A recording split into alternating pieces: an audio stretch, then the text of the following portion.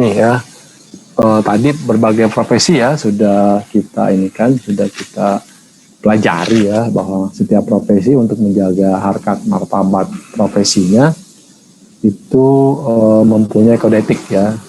Harapannya tadi ya, anggota-anggota yang menjadi bagian atau menjadi keluarga dari profesi tersebut bisa menjaga perilakunya ya, bisa menjaga ucapan ya, tindakan ya, kegiatan-kegiatannya itu supaya mencerminkan kehormatan dari profesi tersebut. Ya tadi ada akuntan ya, ada dokter ya, ada ASN ya, ada yang tadi mungkin KPU kan gitu ya, banyak macam-macam ya. Mungkin saya belum sempat baca semuanya ya. Kalau di ini ada mungkin hakim ya, yang konflik interest, macam-macam lah pokok bentuk kode etik, bentuk menjaga bagaimana perilaku itu tetap mencerminkan keagungan ataupun kehormatan profesi dari masing-masing ya. Nah ini ada jiwa korps ya, dan kode etik PNS ya, minggu lalu kita singgung ya. Sekarang di ini ya, oke, di sini lihat ya, ada seragam ya. Nanti kalau kalian nanti bagian dari keluarga Kementerian Keuangan tuh ya, ini Kementerian Keuangan ini nggak pakai seragam lagi nih kalau upacara nih, pakainya putih dia, putih. Ini kalau ini kan Korpi, aku nggak tahu nih apakah kita tidak lagi menjadi bagian dari Korpi atau masih menjadi bagian dari Korpi, cuma kita nggak pakai seragam lagi gitu kan. Saya belum tahu detailnya, tapi seingat saya dulu pernah ada statement Kementerian Keuangan kalau nggak salah ini ya, tidak lagi mengikuti Korpi kalau nggak salah ya, tapi nanti coba didalamin lagi nih ya. Di sini ini berkaitan dengan bagaimana tadi ya, yang berkaitan dengan itu pilkada, karena tadi rentan banget ya ASN itu diombang-ambingkan ya, atau dipengaruhi ya, atau digosok-gosok lah ibaratnya gitu ya, digosok-gosok supaya tadi ya dia bisa terkontaminasi dalam pagelaran ataupun kontes dari proses politik ya. Nah, sisi lain tadi sini ya, sisi lain bahwa seorang PNS ya atau ASN harus tadi ya menjaga persatuan dan kesatuan.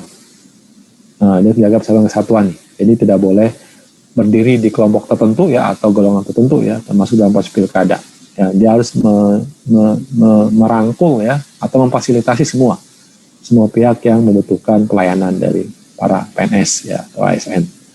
Kemudian ada kebersamaan ya, kemudian ada kerjasama di sini ya, kerjasama, kemudian tanggung jawab ya, tanggung jawab terhadap pekerjaan ya, profesi ataupun nanti yang berkaitan dengan pekerjaannya ya. Ada dedikasi dan disiplin ya, dedikasi dan disiplin ini saling berkaitan ya. Disiplin itu akan meningkatkan dedikasi kita ya. Nah kemudian ada kreativitas nih ya, jangan lupa nih ya, kita tidak hanya itu untuk disiplin dan dedikasi ya, tapi harus memiliki kreativitas. Tapi ini juga ya, jangan sampai kebablasan nih di kreativitas ya, karena yang namanya kreativitas kan butuh apa ya, butuh tempat ataupun ruang ya yang borderless kata gitu ya, yang tanpa batas ya, tapi ternyata banyak aturan ataupun banyak ketentuan ya yang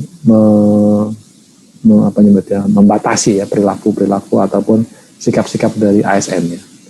Kemudian ada rasa kebanggaan ya, kebanggaan bahwa ini merupakan profesi yang memberikan pelayanan ya kepada masyarakat luas. Kemudian juga jiwa memiliki ya, rasa memiliki organisasi PNS ya dalam bingkai NKRI ya.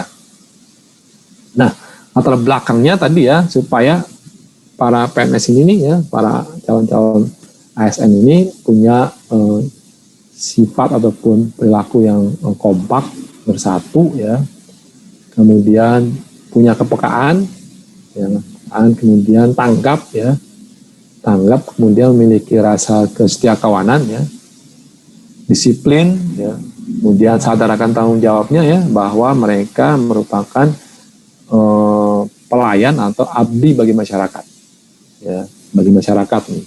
Jadi tanpa membedakan asal usul, ya, tanpa membedakan latar belakang keagamaan, tanpa membedakan warna kulit, ya, tanpa membedakan strata pendidikan. Nah ini ASN memiliki kewajiban untuk melayani, ya, melayani. Nah di sini pembinaan di sini maksudnya adalah supaya jiwa-jiwa jiwa-jiwa kesetiakawanan, ya, tadi pengabdian, ketaatan itu terus tumbuh, ya, terus meningkat di dalam bingkai NKRI, ya, yang berdasarkan Pancasila dan Undang-Undang Dasar. Tadi bahwa ada proses politik, ya, yang bersinggungan dalam kehidupan ASN, ya, dan kehidupan PNS khususnya di daerah-daerah gitu kan.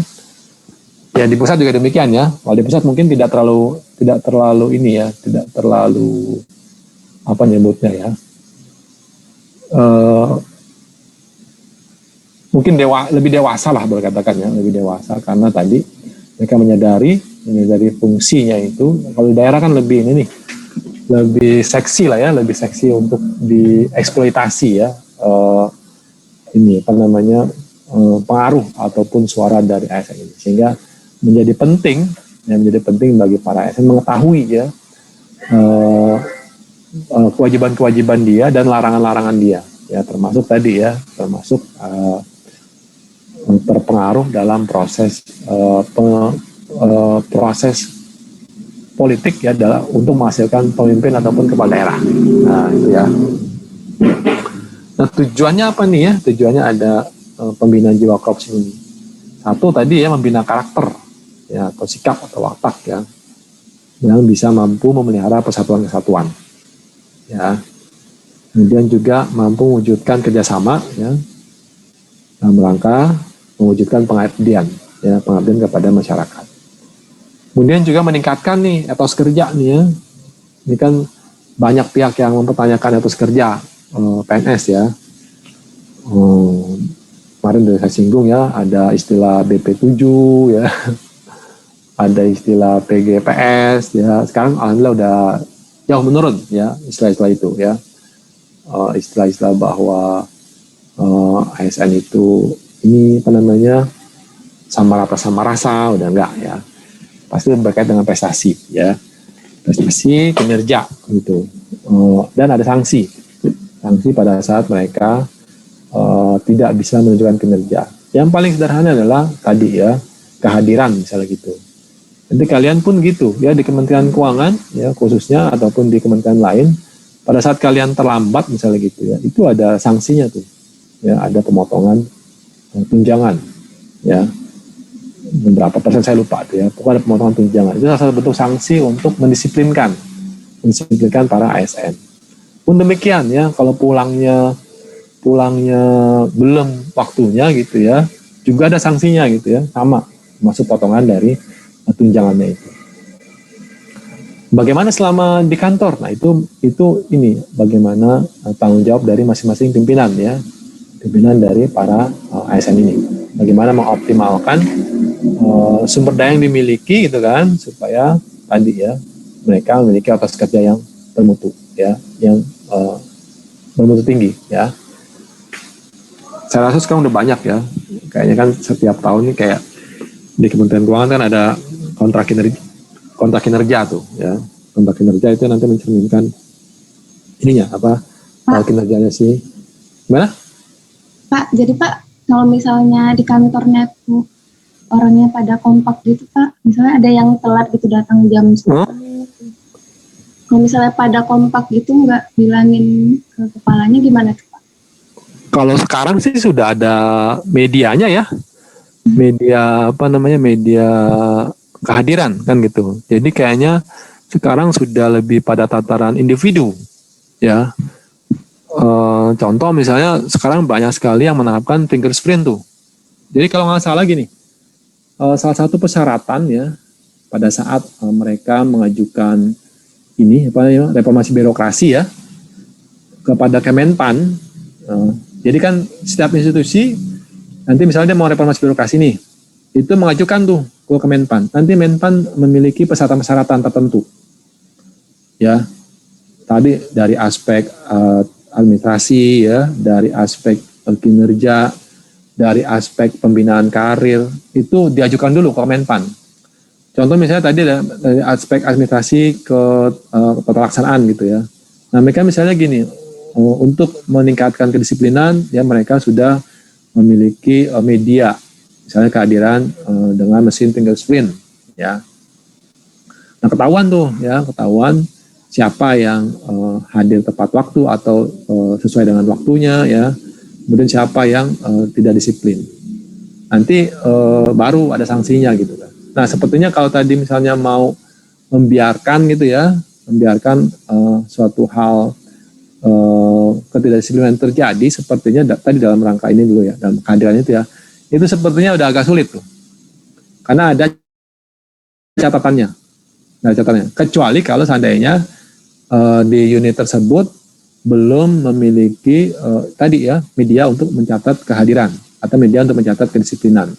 Nah itu masih bisa terjadi itu ya, tapi saya yakin lembaga tersebut belum mengadopsi reformasi birokrasi itu ya, karena nanti ada kurang-kurangnya tuh oleh Menpan ya. Kerugiannya apa? Biasanya nanti dari sudut kesejahteraan ya, dari sudut kesejahteraan. Nah institusi yang sudah menerapkan reformasi birokrasi itu memperoleh tambahan tunjangan kinerja yang umumnya nilainya itu boleh katakan bisa melebihi dari penghasilan atau gaji dia dalam sebulan kinerjanya. Sayang kan, maksudnya kalau bisa menerapkan itu kemudian meningkatkan dan berdampak ya ke kesejahteraan dia, kan lebih baik kan diterapkan reformasi birokrasi itu. Nah tapi ada sanksinya kan gitu tadi, sanksinya bagi yang tadi ya, bagi yang tidak patuh terkait dengan kewajiban atau melanggar larangan, ya ada sanksinya. Contoh tadi sederhana itu ya, Kementerian Keuangan, kamu hadir tidak tepat waktu ya, atau tidak sesuai dengan waktu yang telah ditentukan, itu ada potongan penghasilan, ada potongan tunjangan kinerja, dan itu berakumulasi. Pada saat kamu sekali berapa persen, 2 kali berapa persen, meningkat tuh, progresif. Nanti pada saat ini jenisnya pelanggaran ini lagi meningkat lagi ya, nanti sanksinya jauh lagi, meningkat lagi. Saya belum tahu kalau di tempat lain ya. Kalau saya bandingkan dengan yang waktu saya pernah di KPK, sama tuh ya, sama mirip banget ya dengan yang apa yang telah dilakukan oleh Kementerian Keuangan. Pada saat Anda tidak hadir ya langsung ya dipotong tunjangannya. Terasa tuh ya. Waduh, terasa nih. Apa bisa sehari itu kalau dipotong tuh bisa puluhan ribu tuh ya yang dipotongnya. Lumayan tuh kan. Kalau udah lebih dari sekali bisa ratusan ribu tuh. Lumayan tuh kalau dari sudut ini diterima ya. Makanya itu menurut saya salah satu bisa mendorong orang untuk lebih disiplin. Nah pada saat dia udah di kantor, nah itu bagaimana peran dari pemimpin itu tuh ya, peran dari pemimpin itu untuk meningkatkan atau mendayagunakan dari si pegawai. Itu kira-kira ya. Ada lagi? Ya Pak, terima kasih Pak. Ya, thank you ya. Oke, jadi kalian akan memasuki dunia yang jauh lebih tertib menurut saya. Ya, terlepas itu nanti di Kementerian Keuangan, di kementerian lain ataupun di pemerintah daerah, udah jauh lebih tertib ya. Tapi saya tidak bisa menafikan ya bahwa ada mungkin yang Pemda tertentu ya, yang karena mungkin dia PAD-nya belum memadai ya, dia belum berani menerapkan reformasi birokrasi. Kenapa? Karena Pemda itu kalau mau menerapkan reformasi birokrasi nanti kinerjanya itu diambil dari PAD-nya dia. Ya, berapa yang dia dapat PAD-nya itu nanti bisa dipergunakan untuk memberikan kesejahteraan, meningkatkan kesejahteraan bagi pegawainya. Maka waktu itu Dirjen ya sempat nih, waktu Pak kalau nggak salah di media sempat terekspos Pak Mendagri itu waktu masih Pak Cahyokumolo ya, kan sempat ya sebelum Menpan dia Mendagri kan, Pak Cahyokumolo itu sempat dia mengungkapkan kebingungannya dia ya, kebingungannya dia. Bahkan gini, dia bingung. Ini dirjen di Kemendagri ya, itu bisa kalah penghasilannya dengan seorang lurah di DKI. Padahal sama-sama di DKI katanya. Ya, sama-sama tinggal di DKI. Tapi dia bilang penghasilan itu kalah dengan seorang lurah di DKI. Tapi dia menyadari itu ya. Dia menyadari itu karena tadi DKI sudah menerapkan reformasi birokrasi jauh sebelumnya, kemudian DKI PAD-nya sangat tinggi ya, sehingga menurut dia itu hal yang punya argumentasi yang memadai seandainya pada saat menerima kesejahteraan dirjennya itu kalah dari seorang lurah di DKI. Kamu tahu berapa penghasilan lurah di DKI? Yang tahu? Dia tunjangannya aja ya. Itu ini apa namanya? Sekitar di atas, ini tunjangan aja ya. Di atas 25 tunjangannya aja ya. Lurah loh ya. Lurah tuh ya. Itu tunjangan belum gajinya. Jadi take home pay-nya dia itu ya. Take home pay-nya dia dalam sebulan udah bisa di angka pala 3 depannya doang tuh. Ya, pala 3 depannya doang tuh ya. Itu kan mengikuti prestasi ya. Pasti untuk menduduki jabatan seorang lurah juga ada prosesnya kan gitu ya. Kita tidak bisa melihat dari sudut nilai materinya aja kan gitu. Pasti dia punya proses untuk menjadi seorang lurah. Saya minggu lalu gini Bang. Ini saya minggu lalu ya, sebelum puasa ini ya, sebelum puasa minggu lalu. Ini apa namanya? Saya kan suka nganter anak saya ini bimbel ya. Dan pada saat nganter itu sambil menunggu saya biasa nongkrong saya nongkrong di kafe gitu ya, sambil ngerjain apa gitu kan. Misalnya sambil ngelihat tugas kalian gitu kan, nongkrong di kafe ya, baca tugas kalian. Nah kemudian di satu titik gitu ya, ada orang rame-rame tuh bergerombol. Kaget juga saya nih.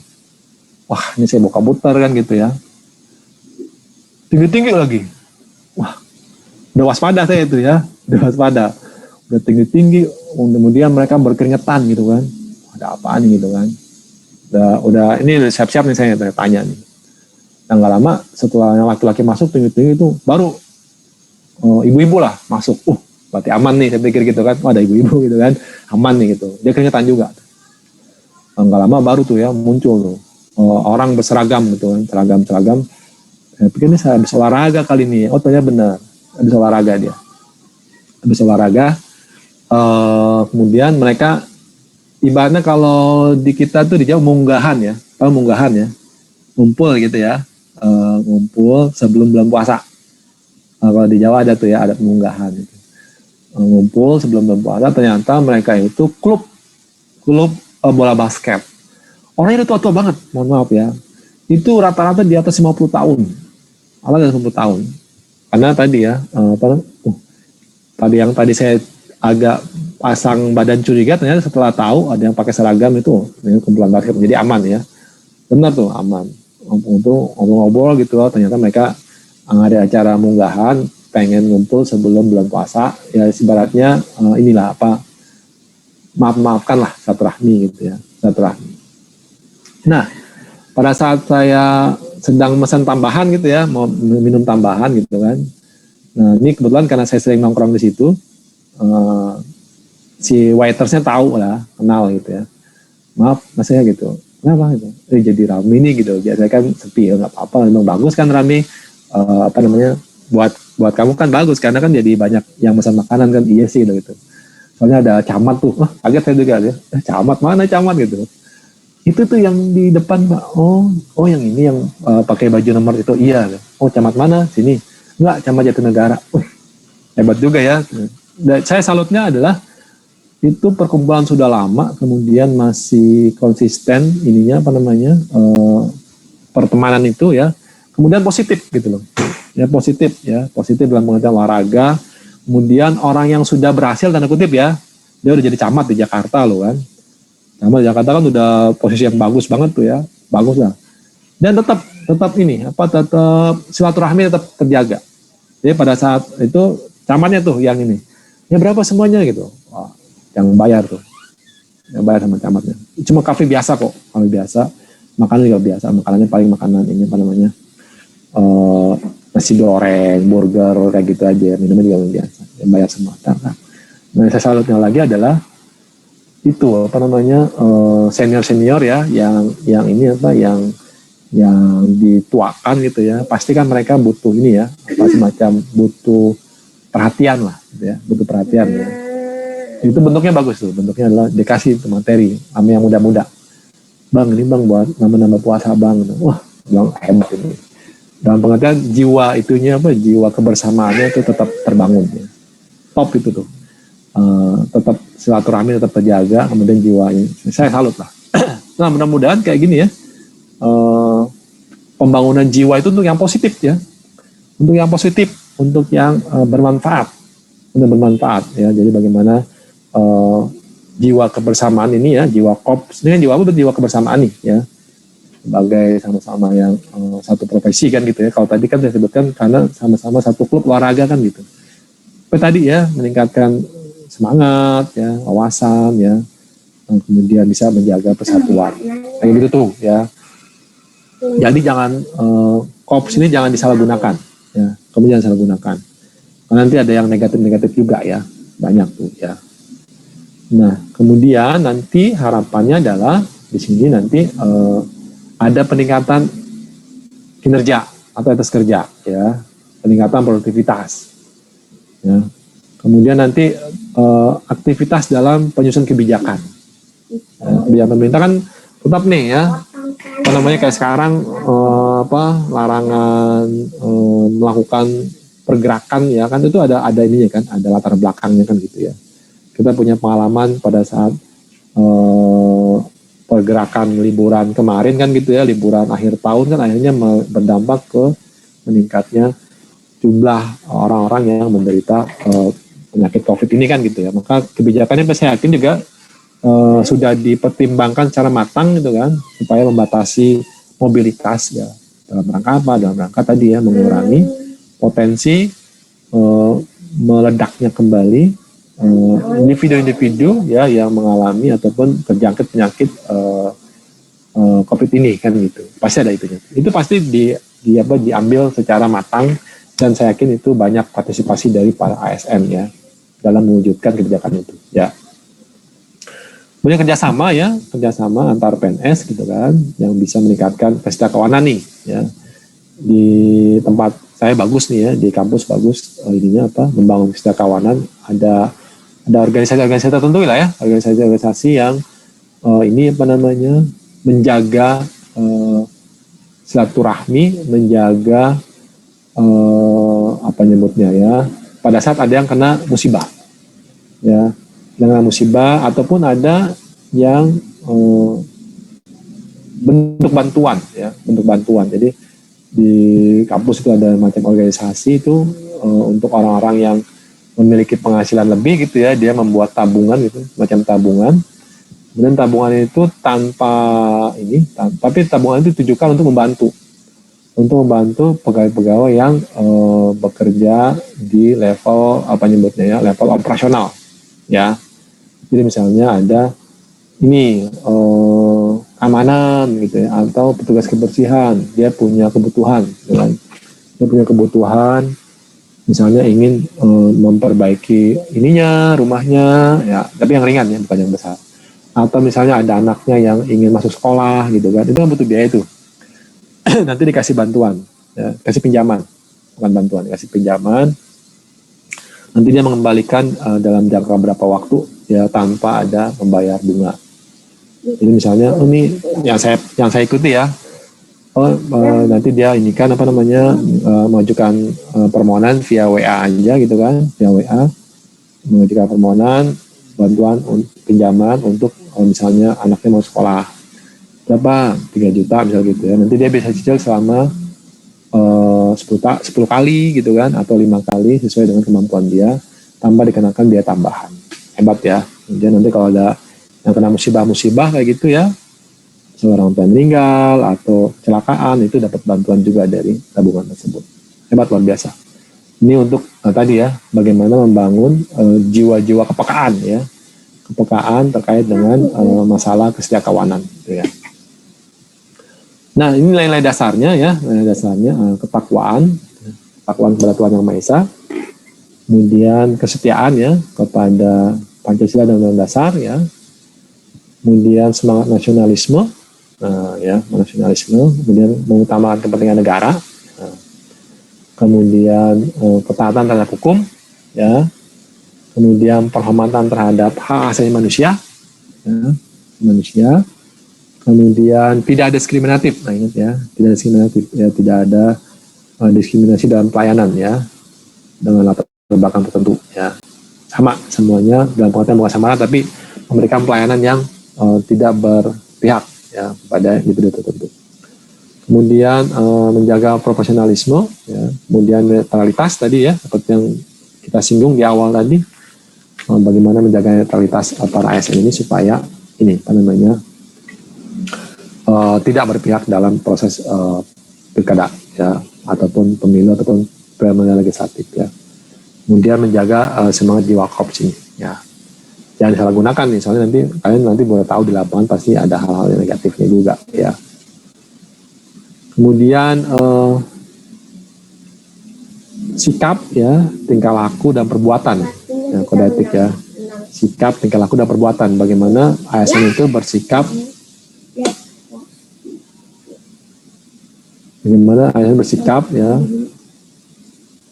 bersikap, tingkah laku ya, menjaga perbuatan ya. Oke. Baik dalam melaksanakan tugasnya maupun pergaulan hidup sehari-hari. Ya. Melaksanakan tugas ataupun pergaulan hidup sehari-hari. Jadi tidak hanya dalam tataran kantor ya. Tapi di kehidupan masyarakat pun juga harus memiliki sikap, tingkah laku dan perbuatan yang sudah diatur dalam kode etik. Ya. Jadi tadi seperti yang kita singgung ya, setengah hidup kita itu sudah sudah terkunci ya, atau sudah diatur ya dalam kode etik ini ya. Oke. Nah, di sini juga disebutkan ya, kalau untuk nanti di masing-masing ya, di masing-masing kementerian gitu ya, masing-masing kementerian tuh nanti membuat kode etik karena kan fungsinya berbeda dia ya. Nanti di Kementerian Keuangan sendiri ya, setiap unit eselon 1 juga membentuk atau membuat peraturan kode etik tertentu. Karena kan keunikan dari tugas dan fungsinya ya, tidak semua organisasi eselon 1 memiliki fungsi yang sama kan gitu. Fungsi penerima negara ada di ada di DJP dan Bea Cukai misalnya gitu kan. Fungsi menjaga menjaga pasar kan gitu ya, dari barang-barang yang bisa masuk ya, yang mengganggu yang bisa mengganggu stabilitas ekonomi, berarti ada di Bea Cukai misalnya gitu kan. Fungsi mencari sumber-sumber dana ya pada saat belanja lebih besar dibandingkan dengan pendapatan kan berarti di pembiayaan kan gitu ya. Fungsi mengelola pengeluaran di perbendaraan kan gitu ya. Fungsi perencanaan anggaran ada di DJA. Itu kan keunikan tersendiri ya. Setiap eselon 1 memiliki keunikan tersendiri, sehingga tadi harus dibuat juga kode etiknya kan gitu, supaya menyesuaikan dengan tugas dan fungsi dia ya, supaya bisa menjaga perilakunya itu sesuai dengan fungsi dari unit itu ya. Nah, kemudian nanti dalam proses pembuatan kode etik di masing-masing eselon 1 itu ada standarnya ya. Ada standarnya. Satu minimal ya. Di dalam kode itu memuat tujuan ya kan gitu. Tujuan, kemudian kewajiban dan larangan gitu. Kewajiban dan larangan, kemudian ada sanksinya. Nah, ada sanksinya nih ya. Tujuannya apa? Kewajibannya apa? Larangannya apa? Sanksinya apa?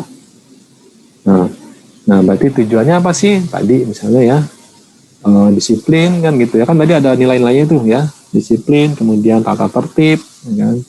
Tata tertib, kemudian pelaksanaan tugas ya secara kondusif terlaksana, kemudian lingkungan kerja yang profesional kan gitu ya, kemudian citra dan kinerja. Nah, jadi kalau ini, saya yakin kalau ini bisa ditingkatkan ya atau selalu dilaksanakan, otomatis lah ya, ini akan selalu berdampak ke citra dan kinerja ya. Percuma kita tadi ya, percuma kita mempoles ataupun mengangkat kinerja kan gitu ya. Tapi kalau yang di sininya tadi ya, yang di sininya ini berantakan gitu kan, ya nanti tidak akan berdampak tuh ya. Atau suatu saat akan ketahuan lah pada kayak gitu ya kondisi yang sebenarnya. Nah, kewajiban apa yang harus muncul? Gitu kan ya. Kewajiban apa yang harus muncul nih pada saat menyusun kode etik dari masing-masing institusi? Ya, berarti kepatuhan terhadap aturan ya mengenai tata laksana tugas tadi itu ya. Kalau tata tugasnya berkaitan dengan penerimaan negara ya berarti ada di perpajakan misalnya gitu ya. Tata laksana tugas berkaitan dengan pembiayaan ya ada di DJPR ya, DPR. Kalau tugas yang berkaitan dengan pengeluaran kan gitu ya ada di perbendaraan gitu ya. Kalau tugas yang berkaitan dengan pengembangan SDM manusia, SDM keuangan ada di BPK misalkan gitu. Itu masing-masing tugasnya nanti ada ya. Nah, kemudian nanti ada ini kan tadi ya kita singgung tata tertib ya, tata tertib tentang jam berapa masuk kantor ya, waktu istirahat, kemudian jam pulang kantor ya kan. Termasuk juga pemanfaatan waktu di kantor. Ya. Kemudian hubungan antar sesama PNS ya, baik vertikal maupun horizontal ya. Berarti yang vertikal itu ke atas ya, ke pimpinan yang lebih tinggi kan gitu. Yang vertikal berarti ke rekan sejawat ya, sejawat. Misalnya saya dosen nih, berarti ke vertikal ke saya ya, ke jurusan ataupun ke direktur kan gitu. Bagaimana saya menjaga perilaku saya ya, terkait dengan ini ke atas pimpinan kan gitu. Sama sejawat berarti kan dengan dosen yang lain ya, bagaimana kerjasama dengan dosen yang lain ya dalam pelaksanaan tugas pendidikan, pengambilan masyarakat ataupun penelitian gitu ya. Kemudian juga dengan pihak-pihak lain ya, pihak-pihak lain yang memiliki kepentingan secara kedinasan. Misalnya, kampus ini, kampus PKNSA kerjasama dengan Pemkot Surabaya kan gitu ya dalam pemberdayaan SDM-nya untuk menggali potensi perpajakan. Itu kan berarti dengan organisasi lain tuh ya, tapi tetap dalam rangka kedinasan. Bagaimana hubungan kerjanya? Ada ininya, ada MOU-nya kan gitu ya, ada MOU diatur tuh dalam perjanjian apa-apa aja kewajiban Backenstan, apa-apa aja kewajiban dari Pemkot Surabaya kan gitu. Tujuannya apa dibuat MOU itu kan gitu, bagaimana sisi pendanaannya itu kan juga harus diatur ya, dan itu masuk dalam kategori bagaimana pengaturan itu supaya sesuai ya dengan ya fit dengan kode etik ya. Kemudian juga penampilan nih ya, penampilan dan bertutur kata ya. Saya pernah mendampingi kepatuhan internal ya dalam memantau tadi nih, memantau penampilan ya, yang memantau penampilan. Karena waktu itu dia sedang memantau bagaimana sih kerapihan para pegawai pada saat di kantor ya, baik yang siapa yang pakai sendal gitu kan, boleh nggak pakai sendal? Boleh, di kantor boleh pakai sendal, tapi hanya untuk kepentingan ibadah ya kan, atau kepentingan ke tempat istirahat kan gitu ya, maksudnya ke toilet gitu ya, boleh pakai sendal itu kan. Kalau hariannya bagaimana? Hariannya nggak pernah, dia harus pakai alas kaki yang benar kan gitu. Bagaimana ininya pakaiannya kan gitu ya, itu kan tuh ya diperhatikan tuh sama kepatuhan internal tuh. Walaupun saya sempat ini juga ya, bertanya-tanya gitu kan. Tapi ada benarnya juga gitu ya, ada benarnya juga. Mereka malah sempat menanya ke saya, siapa yang memiliki kendaraan yang lux ya. Saya tanya balik gitu kan, definisi lux seperti apa gitu kan. Ya punya kendaraan yang lux Pak. Gitu. Kebetulan ini pengawasnya cukup dekat dengan saya. Saya tanya balik kan, definisi lux seperti apa sih gitu. Ya misalnya kendaraan yang nggak sesuai dengan profilnya lah. Oke, berarti saya makna ini. Misalnya seorang ASN golongan 3 gitu ya, atau golongan 4 yang di awal-awal itu kendaraannya seperti ini gitu. Ya kayak itulah gitu. Ini nyebut sebuah merek yang bagus ya. Kalian tahu sendiri lah merek yang bagus lah ya. yang bagus. Itu contoh bagaimana mengatur ya supaya perilaku mereka tetap terjaga, ya, terjaga. Oke, kemudian larangan gitu kan, ya, nggak boleh diskriminatif, ya, nggak boleh diskriminatif. Kemudian tadi nih ya, simpatisan atau anggota ya partai politik ya, nggak bisa juga ya, dilarang tuh. Simpatisan nggak boleh ya. Kemudian menyalahgunakan wewenang ya, ya, kemudian menerima imbalan gitu kan, menerima imbalan. Nah ini udah masuk ke yang lebih dahsyat lagi nih kalau kayak gini ya, yang berkaitan dengan pelaksanaan tugas tuh ya, itu udah bahaya malah tuh ya, udah bahaya kalau seperti itu, udah bahaya tuh. Ini bisa jatuhnya ke ranah pidana ya, khususnya korupsi. Kemudian membocorkan informasi ya, nggak boleh juga untuk kita membocorkan informasi yang sifatnya rahasia ya, rahasia. Oke. Nah kemudian ini apa namanya, perbuatan nggak terpuji ya, perbuatan nggak terpuji banyak ya. Kemarin ada yang ini nggak, yang mengulas tentang ini nggak, apa namanya,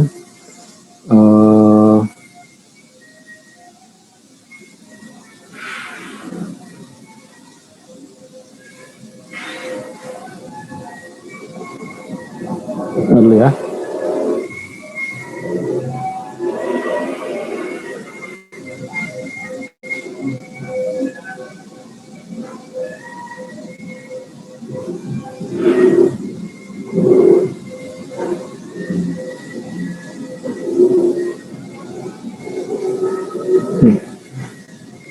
Ini udah masuk kategori pidana nih ya, yang D ya.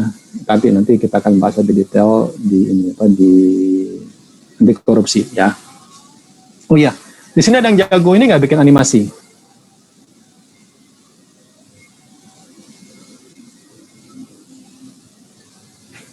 Ada yang ahli nggak bikin animasi? Ada yang suka dengan animasi? Enggak ya? Oke, nggak apa-apa. Aku lagi nyari partner aja, partner in crime. Enggak ya? Mau bikin ini video pembelajaran. Kalau barangkali ada yang jago animasi, supaya dalam bentuk animasi kan lebih tertarik tuh katanya. Ya. Oke. Bentar ya. Kemudian tadi ya, nggak terpuji itu ya. Kalau nggak salah di daerah mana, saya lupa, daerah Sulawesi kalau nggak salah tuh ya. Saya lupa anggota DPR apa ini gitu ya, yang tadi ya berbuat ini apa namanya, apa nyebutnya ya, saya nyari kalimat yang pas nih ya. Dia punya pasangan lebih dari satu ya, yang nggak resmi gitu kan. Nah, kemudian itu diketahui oleh pasangan resminya ya, sehingga pasangan resmi ini memergoki dia ya, sedang bersenang-senang gitu kan dengan ininya, dengan apa nyebutnya, dengan ininya, yang lain itu ya, sampai si istri ini naik ke kap mobil tuh ya, karena dia ingin agar suaminya menghentikan perilakunya itu ya, ke kap mobil, dan si sang suami mungkin malu kali ya, ketahuan gitu. Itu bisa muncul tuh ya, ada tuh di media massa ya. Tadi ya, itu berarti nggak sesuai dengan norma kesusilaannya ya. Karena tadi ya, karena kan harus menjaga rumah tangganya kan gitu. Kemudian melakukan tindakan ya yang bisa mencemarkan nama baik institusi ya. Khususnya kalau di kita ya Kementerian Keuangan lah ya. Di contoh kemarin nih ya, di kampus kita itu ya, waktu itu saya pas lagi ngawas gitu kan, itu ada bimbel gitu kan, itu pas lagi promo bimbelnya dia itu mempergunakan, dia bilang ada perhimpunan mahasiswa jurusan ya, kan kita ada beberapa jurusan ya, jadi itu melibatkan mahasiswa ya, tapi mereka itu masalah itu perhimpunan mahasiswa jurusan ya, saya sebut ini aja lah ya, XX gitu ya. Tapi yang diparahnya lagi itu pakai logo Pakistan gitu kan, karena tadi ya perhimpunan mahasiswa jurusan ya kan, mau nggak mau si lembaga bimbel itu pakai logo Pakistan gitu. Dan ini tersebar di luar, namanya kan dia mempromosikan kan gitu ya, mempromosikan itu kan, tersebar di luar tuh. Kita juga waktu itu kaget. Kenapa? Karena masyarakat mempersepsikan ya, wah ini jangan-jangan di bawah ataupun semacam ada kerjasama kan gitu dengan PKN STAN kan gitu ya. Akhirnya kita datangin tuh ya, datangin dalam bimbel itu ya. Kita tanya kenapa kok ada lembaga, ada logo ya, ada logo PKN STAN ini. Apa urusannya dengan kampus kan gitu ya. Ada kaget tuh ya. Kaget. Oh, ini dia bilang ini kan karena tadi ya perhimpunan mahasiswa jurusan yang gitu ya. Ya udah, pokoknya masalah mahasiswa nanti ini kita lah, apa namanya, urusan kampus lah, nanti kan. Tapi kenapa ada logo PKN STAN? Yang tadi khawatirnya nanti itu kan, jadi kayak kita yang nggak tahu apa-apa kan dianggap terbawa-bawa ya, terbawa-bawa ini mencemarkan nama baik Kementerian Keuangan. Gitu. Kenapa? Karena PKN STAN dari bawah Kementerian Keuangan kan gitu ya. Akhirnya dia meminta maaf ya, meminta maaf bahwa dia tidak mengetahui itu ya, dia tidak mengetahui bahwa logo ini berdampak buruk bagi kampus ya kan. Kemudian kita minta itu dicabut ya, dicabut. Saya dulu malah menyarankan dipidananya karena tadi ya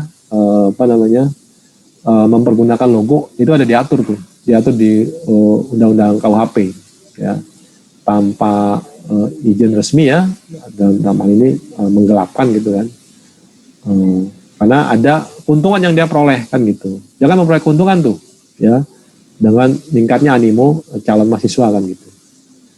Saya melihatnya di situ, ini ada keuntungan ini yang dia peroleh itu, tapi dengan segera dia batalkan, termasuk dia bilang sih nanti yang berkaitan, kalau ada kaitan dengan ini kampus, dia akan ini kan segera ini kan apa namanya keluarkan.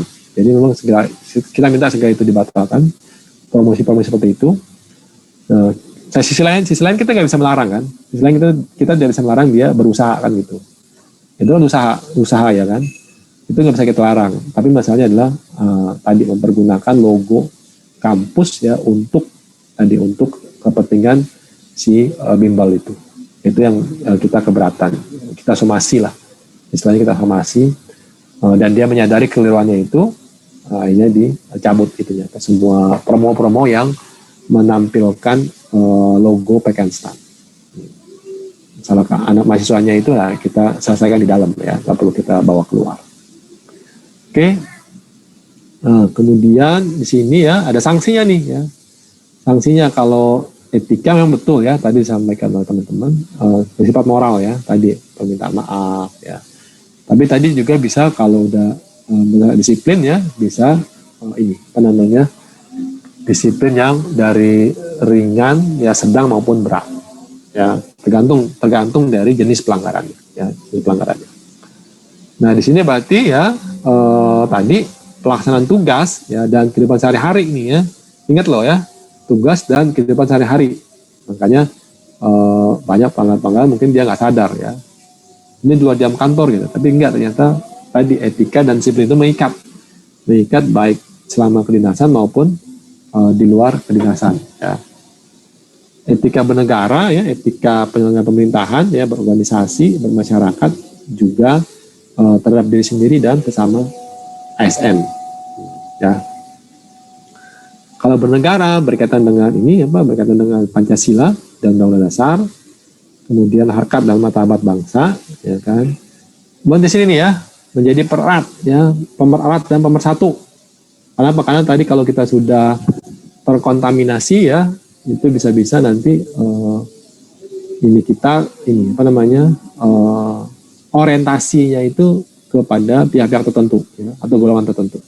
Dan kita di sini fungsinya adalah pemersatu ya. Kemudian taat ya terhadap semua peraturan-peraturan. Kemudian akuntabel dalam melaksanakan tugas ya. Sedangkan ini harus jujur, terbuka ya dalam melaksanakan setiap kebijakan pemerintah.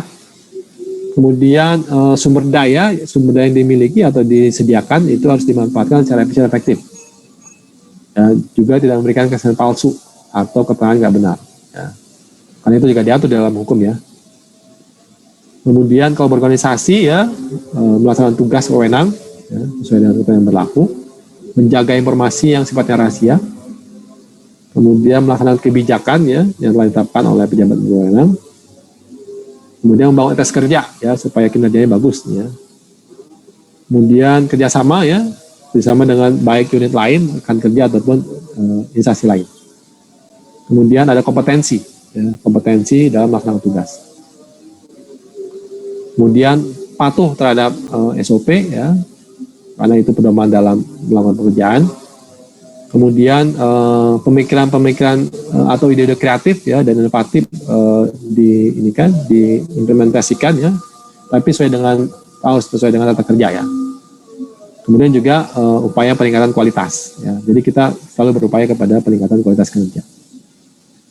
Nah, kalau dalam masyarakat nih ya, pola hidup sederhana ya. Kalau bagi kita masih lah ya. Saya aja udah golongan 4A aja masih terlihat sederhana lah. Tapi mungkin dari unit tertentu kan, ya unit tertentu yang mungkin sudah memiliki kesejahteraan yang lebih baik, ya tetap dia harus memberikan pola hidup sederhana ya. Kemudian pelayanannya ya dengan rasa empati ya, sopan santun, ya kan, kemudian tanpa ada unsur pemaksaan. Kemudian pelayanan sifatnya cepat, ya, tepat, terbuka, adil dan diskriminatif, ya, tanpa diskriminatif maksudnya. Kemudian tanggap terhadap lingkungan masyarakat, nah ini agak ini ya, agak mudah ini bisa terlaksana nih ya. Oke, kemudian peningkatan kesejahteraan, ini kayaknya agak berat nih ya. Peningkatan kesejahteraan masyarakat gimana nih ASN? Kenapa? Karena dia sendiri kan boleh dikatakan ya nggak berlebih lah ya, tapi cukup lah gitu kan. Agak repot juga nih kalau harus ke masyarakat juga gitu ya. Kemudian ke diri sendiri ya, jujur, terbuka ya. Kemudian informasinya harus akurat. Tindakan bersifat dengan kesungguhan dan ketulusan. Kemudian menghindari konflik of interest ya, terjadi benturan kepentingan, ya, baik pribadi ataupun kelompok. Oke. Kemudian selalu meningkatkan kualitas ya, pengetahuan, kemampuan, keterampilan, sikap. Ya. Kemudian persisten ini ya, daya juangnya. Kemudian kesehatan dijaga ya, ini kadang khususnya bagi pekerja ya yang sudah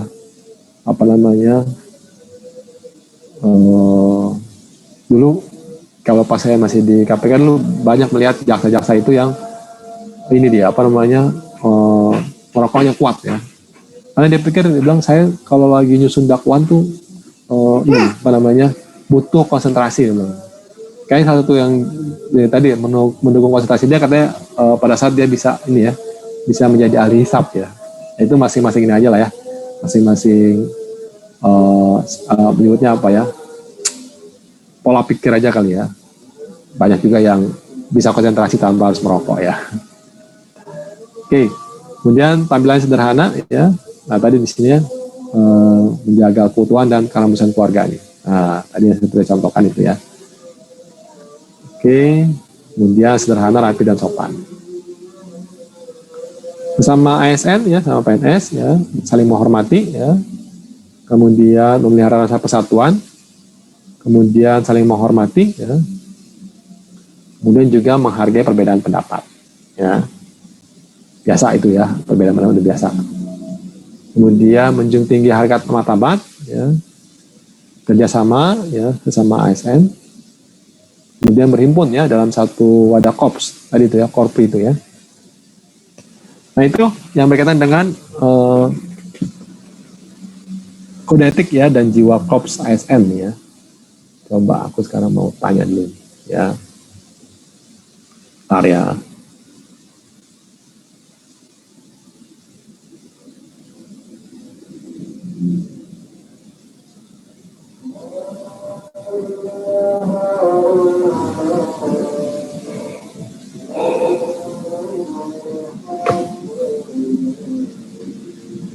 Nah, sekarang kalau coba kita diskusikan ya. Kok live meeting sih? Coba kita diskusikan. Nah, baca.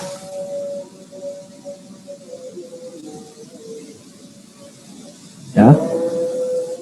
Nanti kalau yang mau ke toilet dikasih info di chat ya. Nah, ini coba ya. Perhatikan dulu nih. Ya, perhatikan. Nanti kita diskusikan ya. Kelihatan ya? Kelihatan Ya Pak. Oke.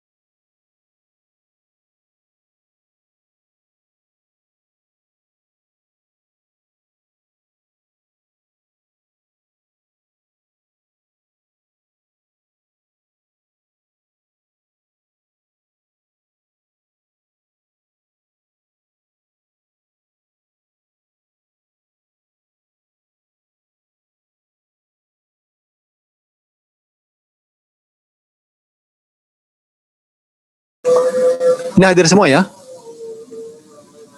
Hadir Pak. Ya Hadir Pak. semua, Pak. Oke, aku ke portal sebentar ya.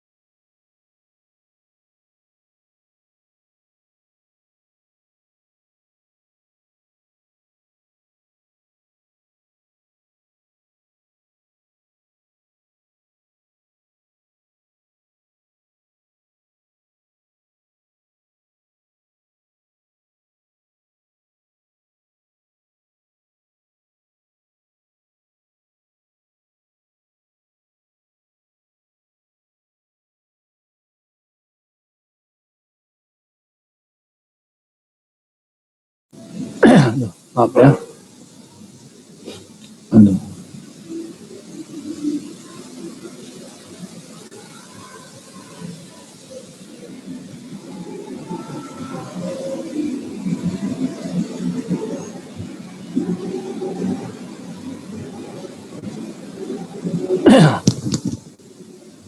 Sorry.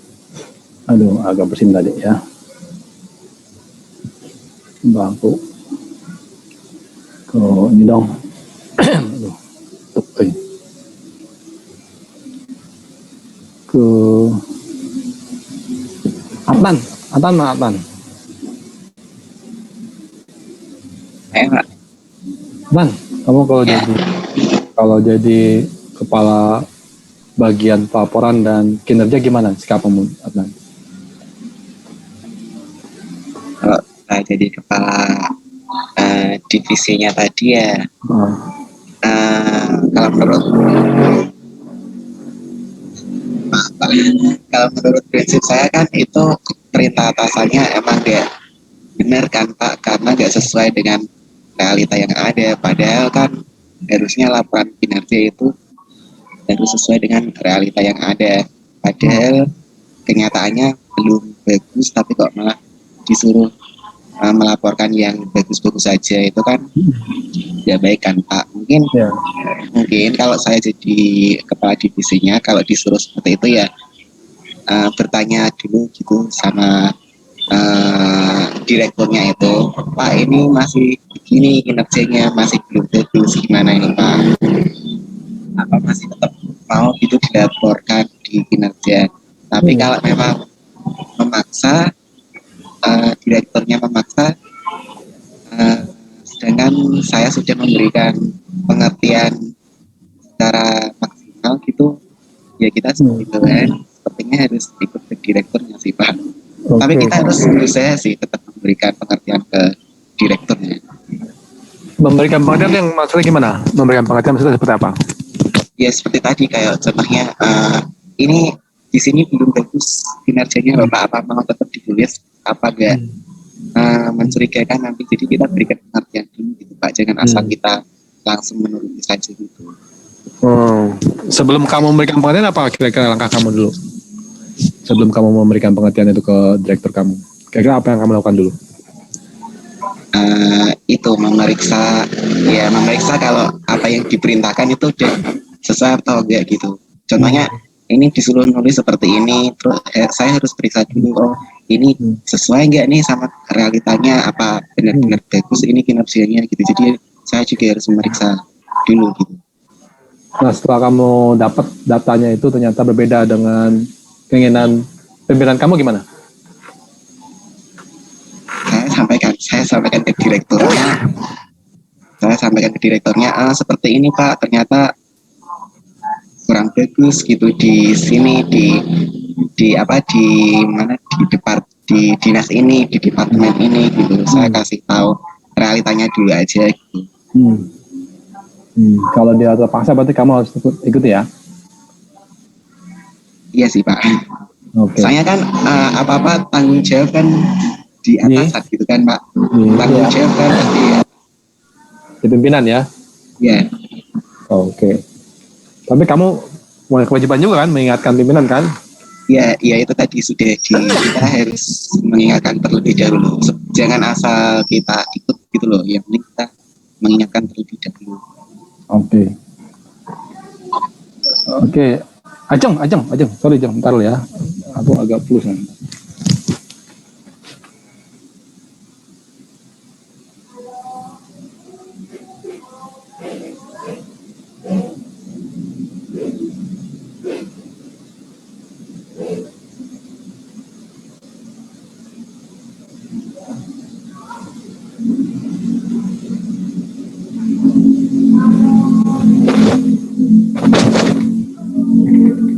Sorry. Gimana Jeng, kamu Jeng? Kalau saya sih setuju ya Pak sama yang kayak Adnan tadi, harusnya ngasih tahu atasannya dulu kalau tindakan kayak gini tuh nggak benar. Nanti kalau malah malah ditutup-tutupi gitu, malah nanti kalau ketahuan kan malah jadi rame gitu Pak. Ya, Lebih baik kayak ya udah sesuai realitanya aja. Terus nanti kan bisa diperbaiki gitu sistem dari kitanya sendiri. Kalau ini mau tetap paksa gimana? Direktur mau tetap paksa? Ya kalau misalnya direkturnya tetap maunya kayak gitu ya, kita sebagai bawahan ya tetap ikut atasan Pak. Tapi kan tanggung jawabnya juga tetap di atasan kalau kayak gitu. Berarti kamu menyerahkan tanggung jawab itu ke atasan ya? Iya.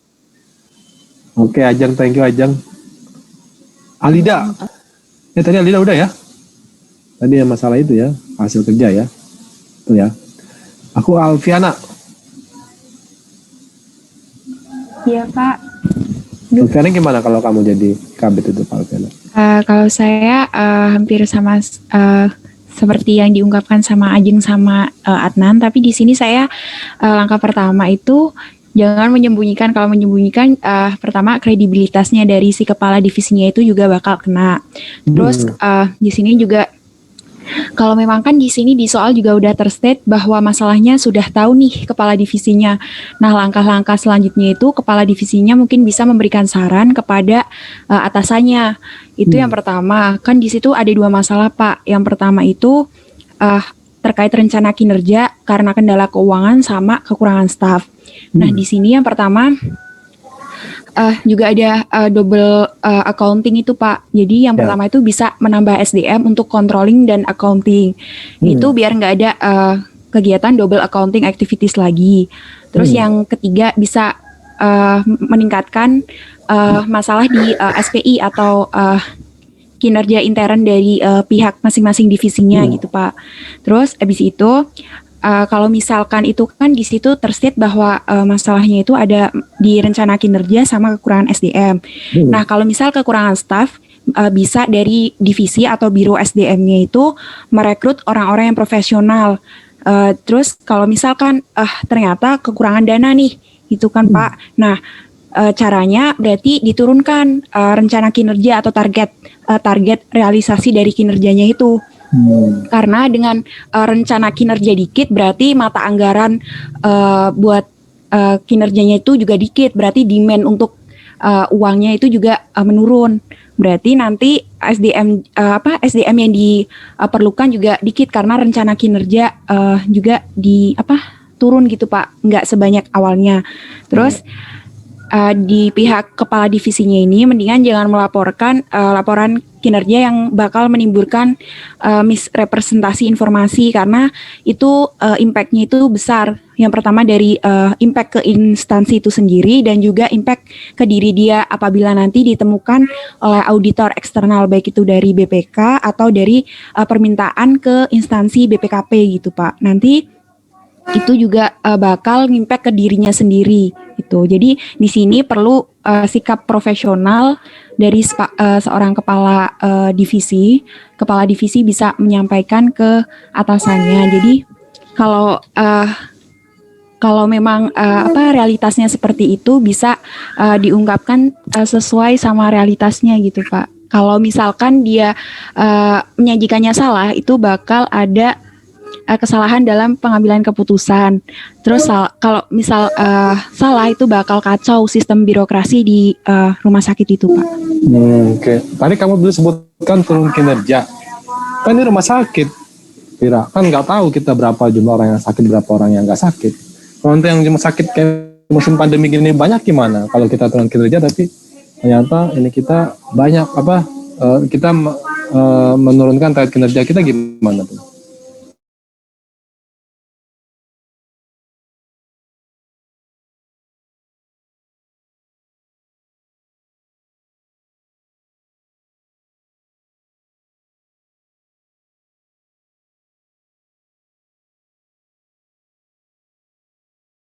Karena yang pertama kekurangan dari dana dan entah itu dana dari hasil dari rumah sakit itu sendiri atau dana sumbangan dari pemerintah gitu Pak.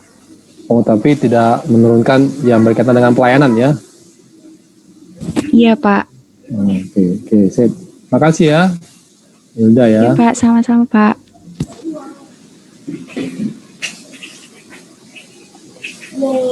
Oke, ntar dulu ya. Ntar dulu, aku ada ini.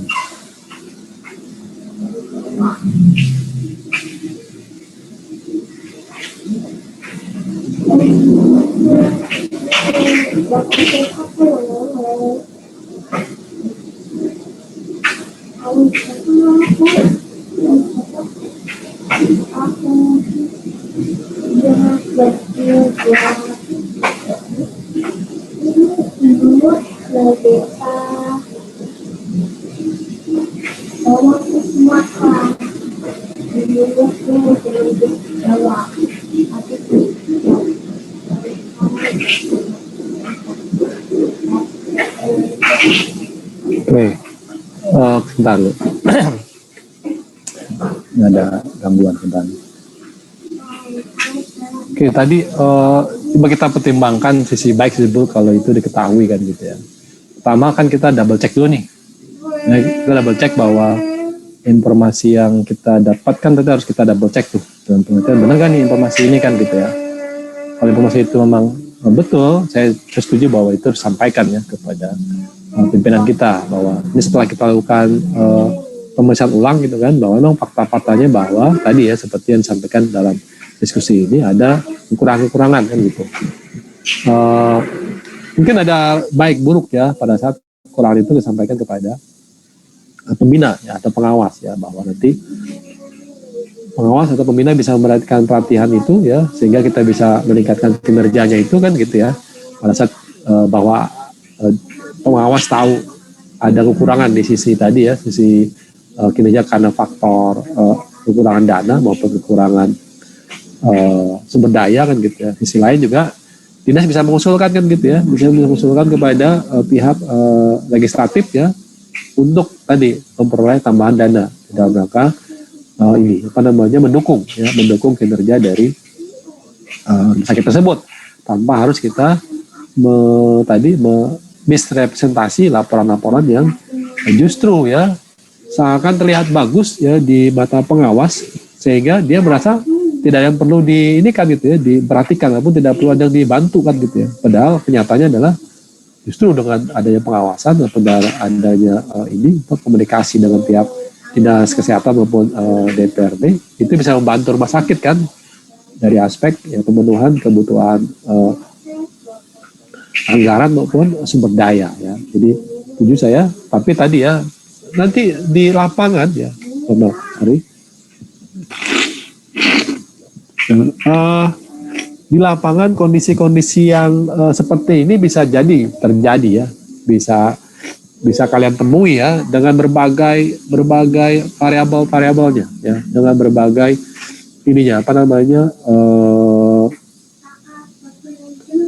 apa nyebutnya ya, berbagai variasinya ya. Mungkin ini sederhana ya dibuat ya, tapi mungkin nanti di kenyataan itu bisa ini apa namanya dinamika lebih tinggi lagi ya, dinamika bisa lebih tinggi lagi.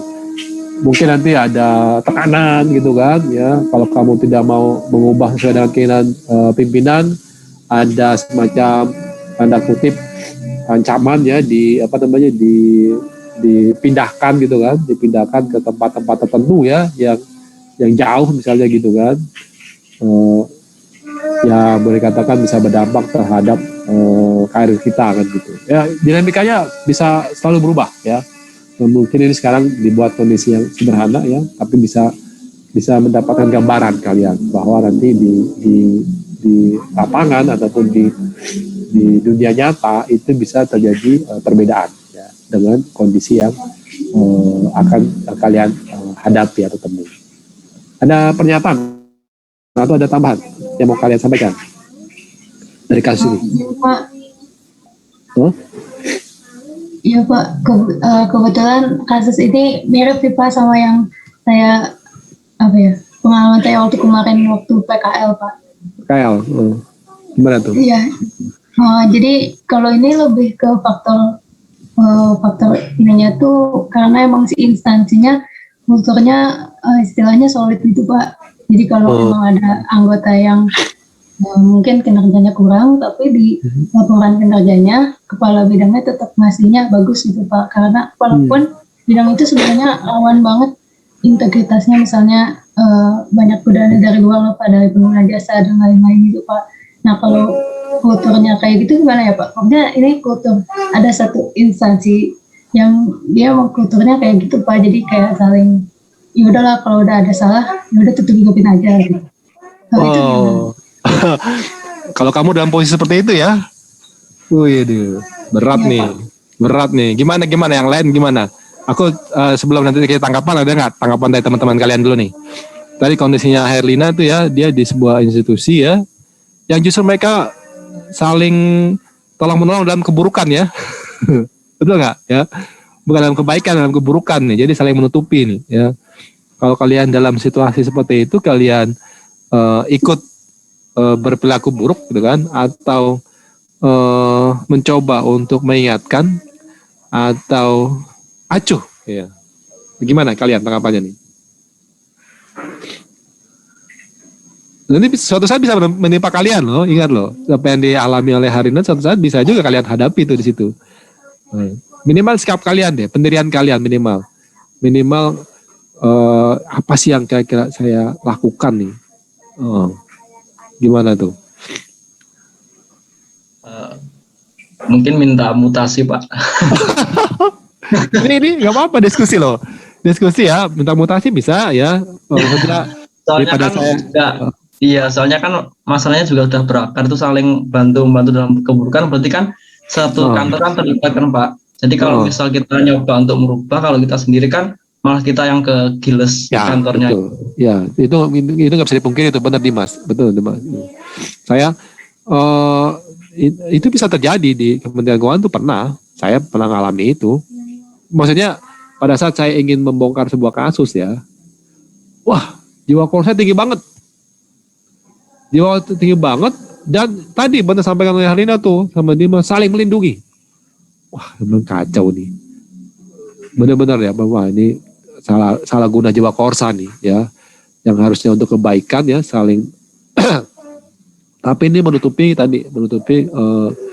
keburukan, karena dia tahu nih kalau ini bisa diungkap itu akan merembet ke banyak orang kan gitu ya. Tadi betul. Sehingga tadi ya, ini akan jadi tekanan loh buat kalian, bisa jadi nanti ada tekanan psikologis buat kalian tuh ya. Jiwa korsat kan jiwa korps ya, jiwa korps kan sebenarnya kan itu penting dalam hal apa sih? Ini kan banyak dibangun di institusi yang sifatnya militer atau kepolisian ya. Kenapa sih itu penting buat mereka? Karena mereka di lapangan ya, di area medan tempur, yang mereka semua harus bangun itu gitu loh, di area tempur. Kenapa? Supaya mereka bisa selamat, ya kan gitu. Nah tapi sekarang implementasi ya di banyak tempat itu justru banyak yang tadi disampaikan oleh Lina ataupun Dimas ya, banyak yang disalahgunakan jiwa korsan bukan untuk kebaikan ya, tapi untuk tadi melindungi ya. Gimana kalau kita dalam posisi seperti itu Pak? Alternatif banyak ya, dalam pengertian seperti yang udah kita pernah dengar ya. Pertama, kalau kita bisa berubah, walaupun itu kayaknya berat ya Elina ya, kan gitu ya, berat lah. Kita ya, saya terbuka aja kan gitu, belum tentu juga saya sanggupkan gitu. Itu paling bagus ya kan, paling bagus. Bagaimana caranya? At least kita menyampaikan pendapat kita dengan baik dan benar. At least itu dulu dilakukan. Ya. Kalau seandainya lo sok suci lo gitu kan, lo siapa sih anak bawang gitu. Itu biasa itu. Itu biasa jadi kalian tidak perlu berputus asa kalau di underestimate ataupun dibuat seperti itu. Yakin aja bahwa apa yang kita lakukan itu udah benar, kemudian apa yang kita sampaikan itu sudah benar juga, dengan cara yang benar juga. Ya, dengan cara yang benar juga.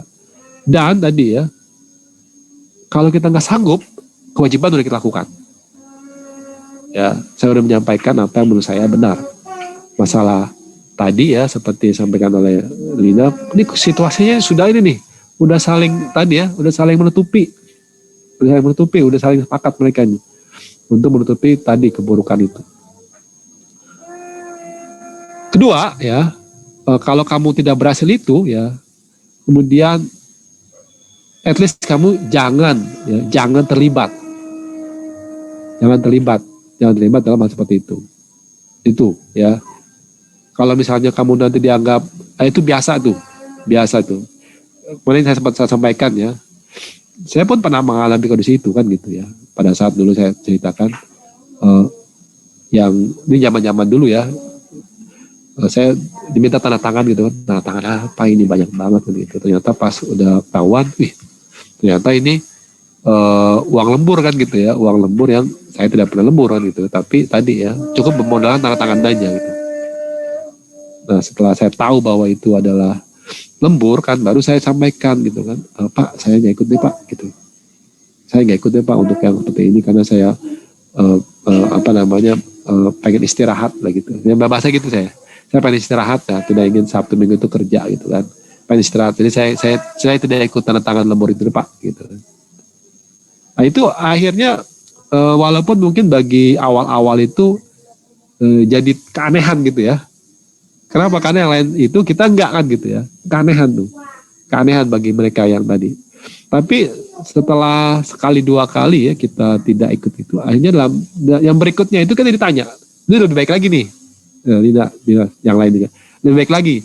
Kita ditanya sekarang, Sofian mau ikut lembur enggak? Berarti kan sudah lebih baik tuh treatmentnya ya.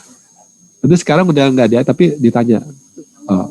Saya bilang, makasih nih Pak, saya enggak ikut lagi. Saya nggak perlu gitu kan, nggak perlu biar aja. Yang kalau yang lain saya juga nggak bisa ini ya, nggak bisa memaksakan kan gitu ya. Alhamdulillah pelan-pelan akhirnya kondisi itu berubah. Jadi yang tadinya kita nggak tahu, setelah tahu kita mencoba untuk tidak terlibat dan sekarang bentuknya adalah tawaran. Nah, itu lebih terhormat tuh kan, lebih terhormat sehingga kita bisa menyatakan bahwa kita tidak ingin merusak ya apa yang kita yakini bahwa itu akan merusak diri kita. Itu kira-kira ini. Mungkin bagaimana jawabannya kok nggak pasti Pak. Dinamikanya terjadi pasti berbeda-beda ya. Jadi di lapangan itu nanti kamu akan bisa menyesuaikan. Dalam pengertian bukan saya harap bahwa kita tidak semakin merusak gitu. Opsi yang disampaikan oleh Dimas bisa terjadi ya. Opsi oleh Dimas bisa terjadi. Tetapi mungkin itu opsi terakhir kita ya. Opsi terakhir kita pada saat kita sudah semakin tidak bisa menerima ini ya, kita tidak bisa mengubah, kita dipaksa untuk terlibat ya kan, kemudian kondisi juga tidak memungkinkan kita ya, itu exitnya itu terakhir itu bisa kita pertimbangkan itu, kita mengajukan diri untuk ini ya menempati posisi yang lain ya, yang menurut kita itu lebih sehat buat kita. Kira-kira gitu ya. Thank you ya Herlina, Dimas dan yang lainnya ya atas ininya sharing-sharingnya ya. Pak, izin bertanya Pak, menyambungkan tadi. Nah, kalau misal kita sebagai bendahara gitu Pak, terus itu ada anggaran di akhir tahun yang sisa gitu kan biasanya di KL gitu kan dibuat kegiatan ya. Dibuat kegiatan yang fiktif gitu Pak. Padahal uangnya dipakai bisa jalan-jalan ke luar negeri atau kemana kayak gitu. Kalau fiktif jangan. Nah itu kita sebagai bendahara yang baru itu disuruh buat laporannya terus gimana Pak? Walaupun kita nggak ikut gitu Pak. Ya, aku paham. Ya, kalau fiktif saya sarankan jangan, kamu harus berani tolak. Kenapa? Kalau fiktif itu konsekuensinya berat banget. Ya bisa ke bendahara sendiri. Karena bendahara kan nanti diminta pertanggungjawabannya. Kalau fiktif, ya. Karena itu sanksi pidana tuh. Ya, pidana bahaya. Nah, tapi kalau seandainya Pak ini ada anggaran gitu kan ya, kemudian buat acara yang yang dialokasikan gitu loh ya, tapi kegiatannya ada gitu loh, kegiatannya ada sepanjang secara administrasi ya, ada revisinya, ada kegiatannya ya kan, kemudian itu benar-benar terjadi gitu kan, bukan yang dibuat-buat. Itu menurut saya masalah sudut pandang ya. Ada yang berpandangan bahwa itu menghambur-hamburkan duit, bisa gitu kan. Ada yang berpandangan itu mengoptimalkan anggaran. Nah, jadi bisa jadi perbedaan bisa terjadi itu ya. Kalau saya prinsip pertama kalau nggak perlu nggak usah lah kan gitu ya. Kalau masalahnya adalah posisi kita adalah sebagai tadi tuh bendahara yang sulit untuk menolak kan gitu ya. Karena posisi kita sebagai pembayar aja kan gitu. Nah, Opsi yang bisa saya sampaikan itu, kalau fiktif jangan deh, nanti bendahara kena, berbahaya buat bendahara juga, ya bisa terbawa. Kalaupun nanti mau diadakan kegiatan yang sifatnya di luar perencanaan gitu kan misalnya ya, itu secara misalnya harus benar dulu, ya revisi anggarannya, kemudian kegiatannya benar terjadi gitu kan, kemudian dilakukan secara minim biayanya, ya. Yang paling bagus adalah nggak perlu, itu yang paling bagus tuh, ya nggak perlu lah, itu kita kembalikan ke APBN ya, karena kan intinya pengembalian APBN itu bukan sebuah perbuatan yang nggak bagus ya, tetap bagus ya. Kalau saya waktu di KPK itu kita kembalikan Zakia. Ya, jadi banyak sekali, kamu boleh lihat ya, dicek di berita-berita, biasanya di tahun-tahun berapa gitu ya, saya waktu masih aktif tuh banyak banget tuh, sekitar 40% anggaran kita itu nggak bisa terrealisir. Memang kita pernah disebut kamu nggak bisa menyusun rencana nih. Kita alami itu nggak saya pungkiri. Kita alami itu, kita disebut sebagai institusi yang tidak bisa merencanakan kegiatan. Tapi sudut pandang kita dulu adalah kalau emang ini sudah dilakukan, kemudian masih ada anggaran yang tersedia yang nggak perlu kita lakukan, nah itu kita kembalikan. Jadi memang sudut pandang aja tuh, ya. Sudut pandang orang fiskal menyebut kita sebagai orang yang tidak bisa menyusun perencanaan kegiatan, tapi sudut pandang kita adalah kegiatan yang kita lakukan, tapi kita berhasil mengefisienkan anggarannya, sehingga kita kembalikan uang itu. Itu aja sih. Pak, terus cara menolaknya itu gimana, Pak? Itu yang ini ya. Ya, berat nih ya. Kalau menolak kegiatan fiktif, kamu harus tegas. Kenapa harus tegas?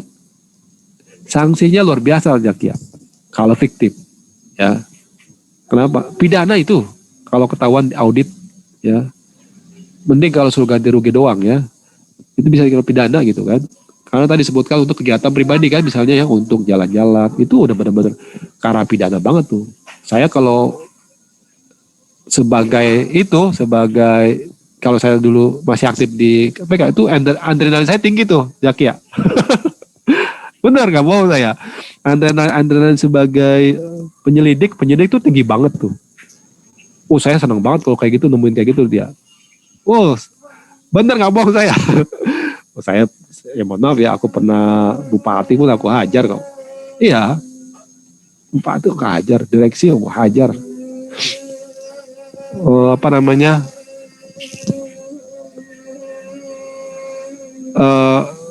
Senang banget lah ibaratnya gitu.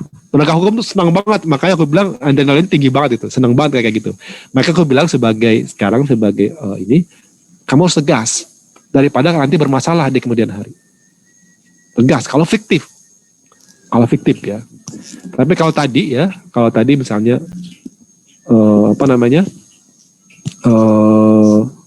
digeser ya, pergeseran anggaran, nah itu kan diskusi tuh ya. Kamu bisa mengajukan, ya udah kalau nggak perlu kita kita kembalikan gitu kan. Tapi kalau seandainya pimpinan punya pandangan lain gitu ya, dia ingin mengoptimalkan penyerapan anggaran ya, sepanjang kamu udah menyampaikan argumentasi kamu, nah, menurut saya sih bisa dilaksanakan sepanjang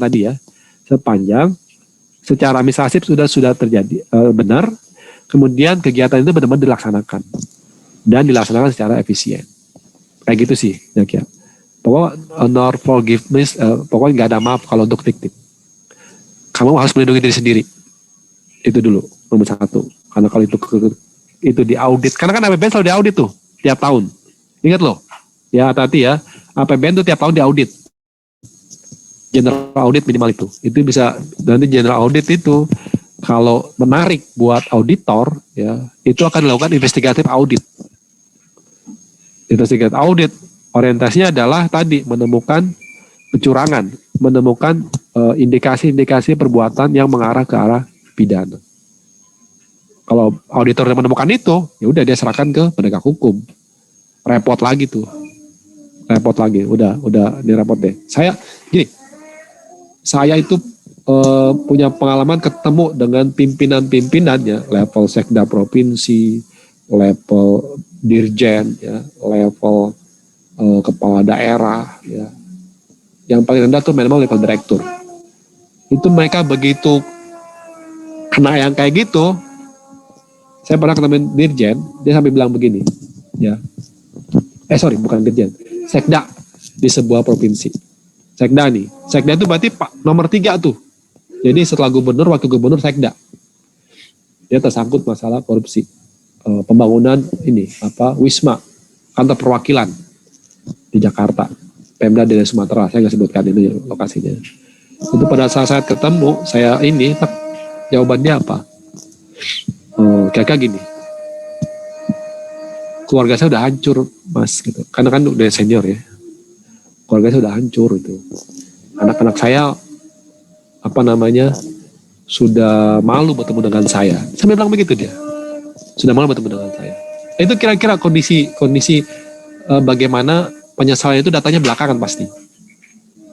Ya, penyesalan itu belakangan. Tapi tadi ya saya sampaikan, kalau kamu tadi bisa mengatakan tidak untuk yang fiktif, kamu menyelamatkan diri sendiri dulu. Ya, daripada nanti suatu saat yang saya sebutkan tadi ya, itu diaudit oleh auditor tiap tahun.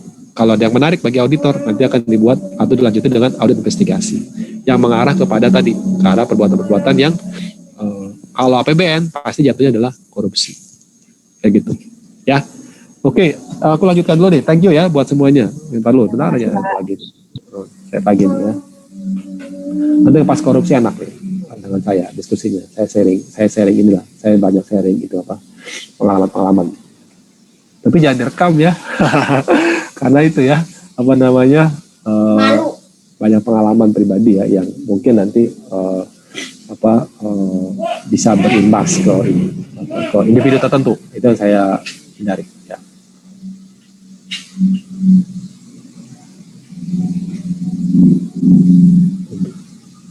Ini saya slide-nya apa ya? Lalu oke, bentar ya.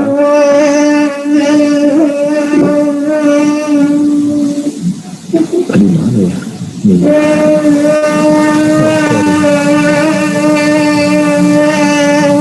Dedek, apalagi ini dulu. Jangan berisik. Pak, jatuh kereta Dede. Iya, keretanya bagus. Nah, bagus kenapa? Iyalah, bagus lah, ada gitu loh. Dede ada bikin kereta babaranjang sama keliling kata. Ini tentang Enggak ada.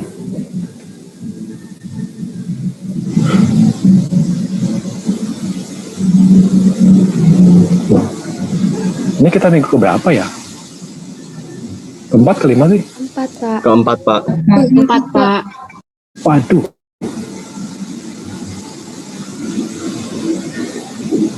Kok beda ya?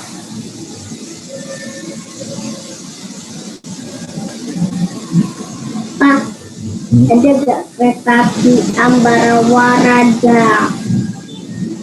Ambarawa-Raja. Ambarawa-Raja kan dulunya kereta barang ya Pak. Ini kereta barang. Kereta barang.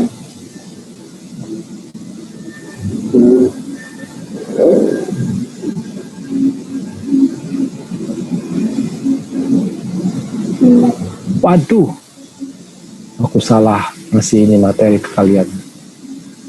Ternyata yang tadi itu minggu ke-6 ya. Oh iya. Oke. Maksudnya pelayanan publik ya. Aduh, aku salah nih. Sorry.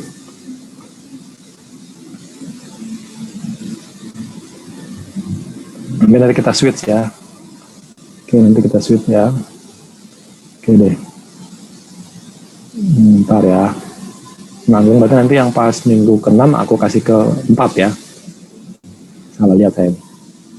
Baik, Pak. Oke.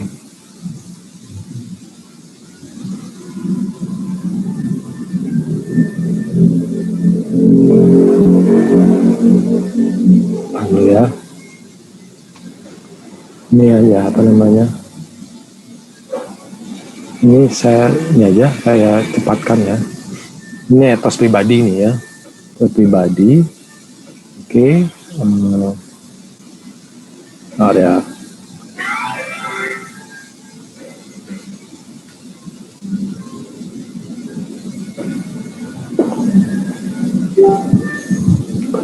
Oke, udah kita ini kan ya kemarin ya tentang etika ya. Nah sekarang ini udah kita bahas di minggu awal. Nah, sekarang yang ininya. Kenapa sih kamu perlu gitu ya etos pribadi kan gitu ya?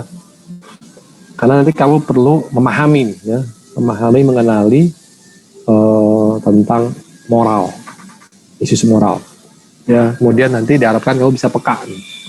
Nah, peka terkait tadi yang kita bahas tuh ya, bagaimana kondisi situasi-situasi itu ya yang membuat kita berada dalam posisi yang sulit. Ya, sulit tuh. Itu kita asah ya. Kemudian nanti dalam kondisi yang sulit itu kita harus berpikir rasional kan gitu ya. Kita harus berpikir rasional, kita harus mempergunakan kata-kata atau kalimat-kalimat yang baik kan gitu ya. Kalimat-kalimat diksi-diksi yang tidak perlu menyinggung pihak lain kan gitu. Kemudian nanti juga memberikan penghargaan nih ya, supaya nanti ada dialog ya, dialog internasional nih. Kan tadi tuh seperti disampaikan oleh rekan-rekan kita, kondisi kayak gini, kita tidak ingin terlibat ya, tapi tadi ini sudah saling menutupi kan gitu ya. Ini bagaimana nih? Kan bagusnya dengan dialog ya. Ya bagaimana dengan dialog, bagaimana mencari solusi-solusi kan gitu. Betul mungkin tidak langsung bisa diterima oleh semua pihak kan gitu. At least kita bisa memulai itu. Ya, walaupun tanggapan ataupun sambutan dari pihak lain belum tentu sesuai dengan harapan kita ya apa itu hal yang biasa ya, hal yang biasa, tapi yang penting kita nggak boleh putus asa ya. Tadi di sini ya, kenapa sih ada perilaku nggak etis kan gitu, ada faktornya nih ya, bisa karena tadi ya ketakutan gitu kan, atau karena tekanan ya, atau karena ambisi ya, atau balas dendam, atau karena sifat masa bodoh. Ya, tadi saya tanya, kita diskusikan nih ya, bagian kita diskusikan nih. Macam-macam faktornya ya. Paling banyak adalah di sini kan gitu ya. Mungkin kalau ketakutan nggak usah lah, nggak usah takut ya. Kalau di sini nih ya, yang boleh katakan banyak sekali kalau di pemerintahan tuh ini akan kita temui lah kayak gitu ya, akan kita temui ya. Tapi sih alhamdulillah ini minim ya. Alhamdulillah saya sih jarang ya, saya jarang di sini ya. Tapi kalau yang di sini selama ini sih lebih dari sekali lah ya, lebih dari sekali lah menimpa saya gitu ya, lebih dari sekali. Nah macam-macam ya. Tadi udah kita bahas ini perilaku ya. Ini pernah saya alami nih ya, yang C ini.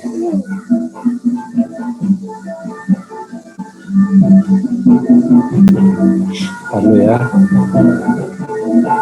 pokoknya rumah di pinggir jalan kayak gini ya. banyak itunya apa.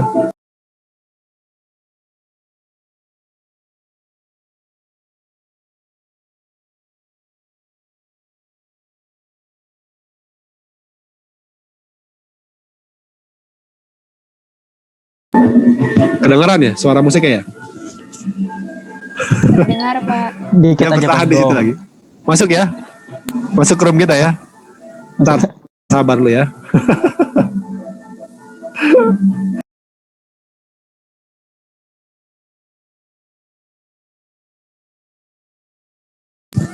Gak apa ya, ada gangguan, gak apa, ada lagi nyari rezeki kan. Nah, udah jalan lumayan. Nah, ya. Saya yang 3 pernah ngalami nih. Yang nomor C ini ya.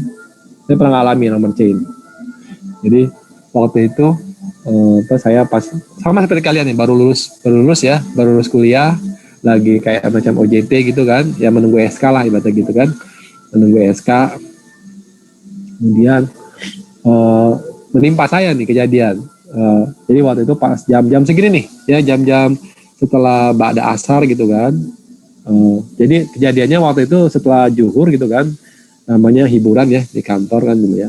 Kebetulan di kantor dulu ada radio tape tuh ya, radio tape. Nah kemudian pas sholat asar, kebetulan cuma saya berdua tuh, ya, yang di ruangan itu. Di ruangan itu berdua, saya dan satu lagi orang ya, satu lagi si A lah misalnya gitu kan, si A lah gitu. Nah si A ini pegawai senior nih, pegawai senior ya. Aku anak baru kan gitu ya, saya anak baru nih kan gitu ya. Nah pas lagi hiburan gitu ya, jam 2-an lewat lah gitu ya, hiburan gitu ya, hiburan musik lah gitu ya. Nah kemudian waktu masuk asar kan, jam 3-an kan gitu ya, asar. Nah saya sholat kan, sholat. Kemudian ini rezeki buat saya nih ya, rezeki dalam pengertian pas pulang itu saya papasan dengan si A ini. Si A ini pas saya selesai dari masjid tuh ya, saya papasan. Si A ini bawa Vespa kan, Vespa kan berarti di depannya ada tutupannya ya, tahu kan ya, kan bentuk Vespa kayak gitu tuh. Nah saya lihat di bawah kakinya tuh, di injakan kakinya itu dia bawa bungkusan gede gitu loh. Tapi saya nggak tahu bungkusan itu apa, isinya apa. Saya nggak tahu, karena ditutupi koran tapi besar. Ya. Nah kemudian pas saya masuk ruangan kan gitu ya, udah nggak ada, berarti tinggal saya sendiri gitu kan. Yang lain lagi rapat. Nah mendekati jam pulang seperti sekarang ini ya, jam-jam 4-an gitu ya, kan ini pimpinan tuh masukin barang tuh, ya masukin barang ya. Nah dia tanya, loh ini radio tape kemana? Nggak ada. Saya di posisi yang lagi tersudut nih kan. Karena apa? Karena tahu mereka di ruangan itu saya dan si A gitu kan.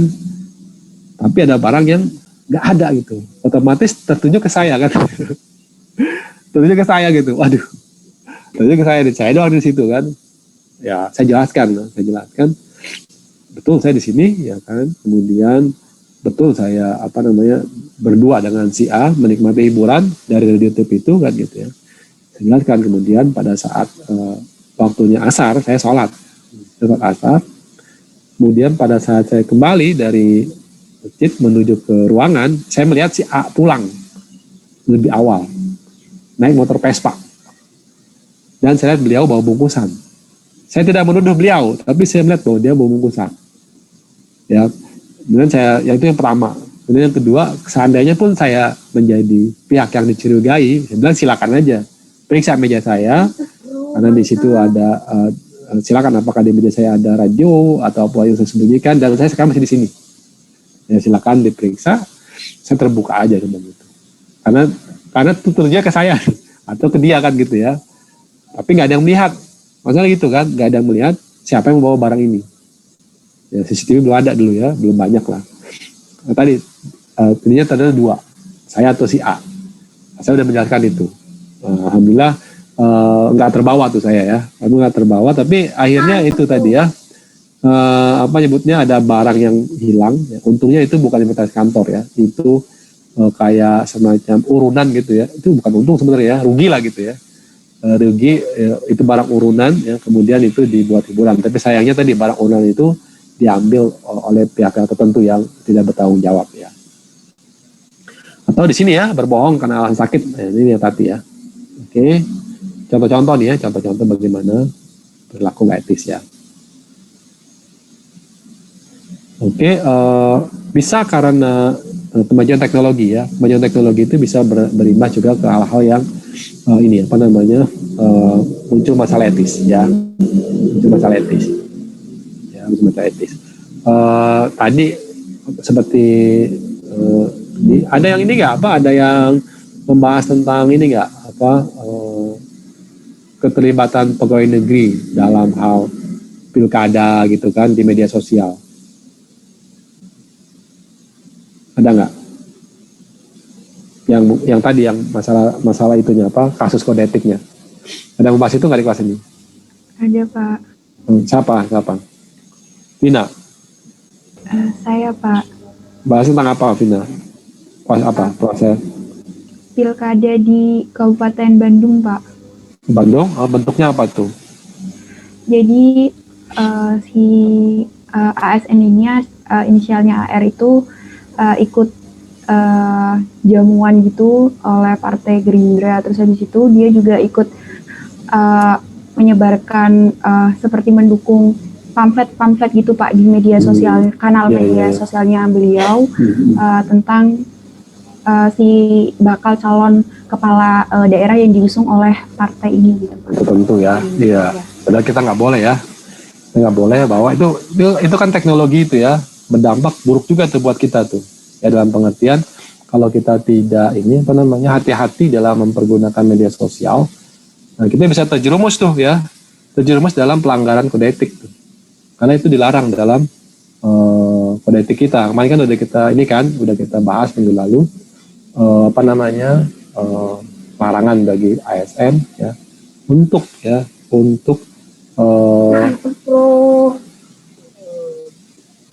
terlibat baik aktif maupun pasif ya dalam kegiatan-kegiatan sifatnya politik.